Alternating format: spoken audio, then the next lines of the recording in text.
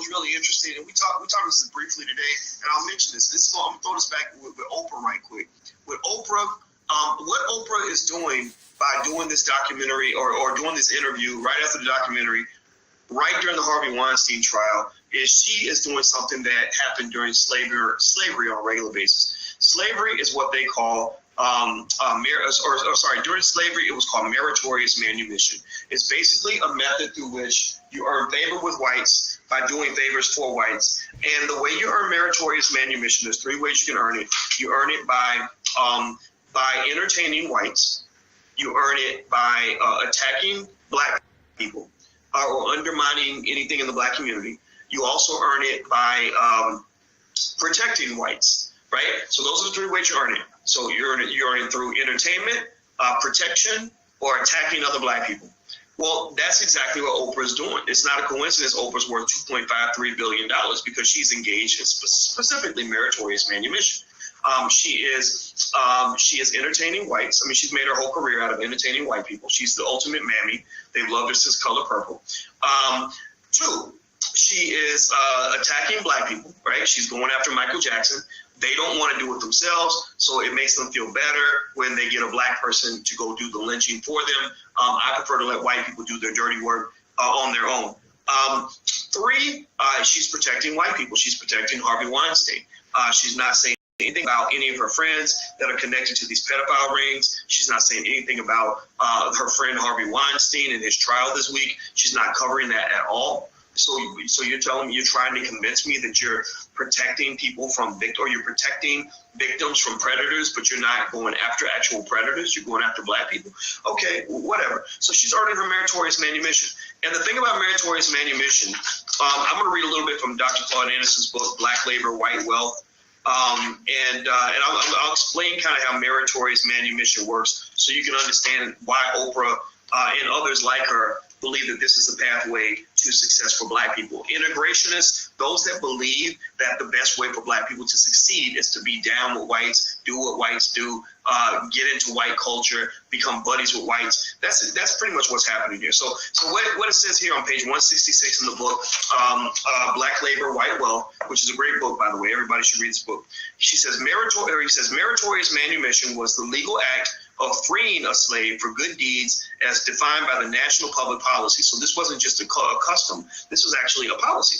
Meritorious manumission could be granted to a slave who distinguished himself or herself by saving the life of the white master, inventing a new medicine, or snitching on fellow slaves. This was a destructive weapon in the slaveholder's arsenal and a powerful component of the public policy.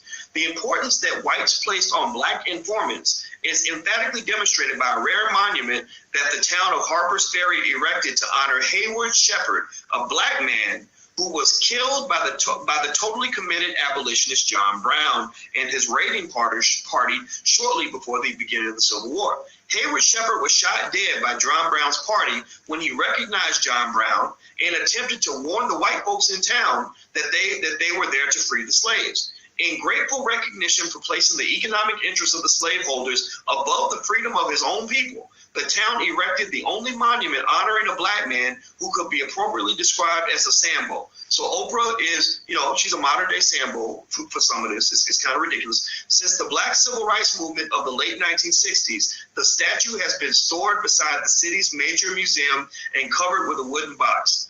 Meritorious manumission was not only used as an instrument to reward blacks, but it was a device, pay attention now, it was a device for destroying black unity and race loyalty.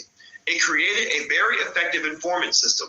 The Meritorious Manumission policy introduced a strong element of distrust among the slaves and made it more difficult for slaves to organize a revolt. The psychological techniques used were designed to drive wedges between slaves and to train them to trust no one other than their white slave masters. So at the end of the day, the goal is to get black folks fighting each other so that we then turn to white folks because we see them as trustworthy people because I can't trust that nigga over there, right? Meritorious manumission was first instituted in Virginia in 1710. According to Peter M. Bergman's The Chronological History of the Negro in America, the technique of meritorious manumission was adopted by all of the colonies. Quote, the first use in Virginia of the legislative power to break the bonds of a slave was made in the year 1710. A Negro named Will who was cited for discouraging a slave conspiracy in the colony, and in recognition and reward of the public service, an act was passed conferring freedom upon him.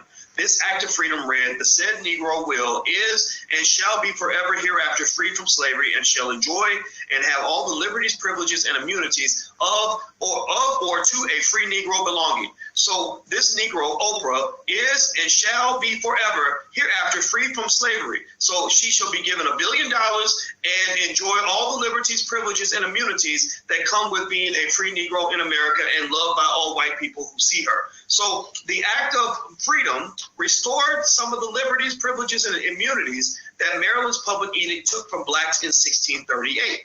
This national discipline policy was so successful that in more than 250 years of slavery, there was not one successful slave revolt in North America. Of the mere 150 to 200 attempts, pay attention now, listen, this is an interesting sentence. Of the mere 150 to 200 attempted slave insurrections, in nearly every instance, the slave revolts were prematurely exposed. Unfortunately, the informant in nearly every instance was a black person. So meritorious manumission is basically a process where you earn what can only be referred to as a good nigga sticker.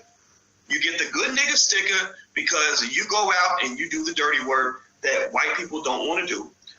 You go out and they are afraid to attack black people because they don't want to appear to be racist. They don't want to get the backlash. HBO doesn't want to deal with the drama of black people calling them racist. So they call up Oprah and they say, hey, mammy, we got some buttered biscuits in here, some solid gold-plated buttered biscuits for you, if you will come in here and help us to destroy Michael Jackson and destroy his reputation. The interesting thing about white folks is they don't destroy their heroes.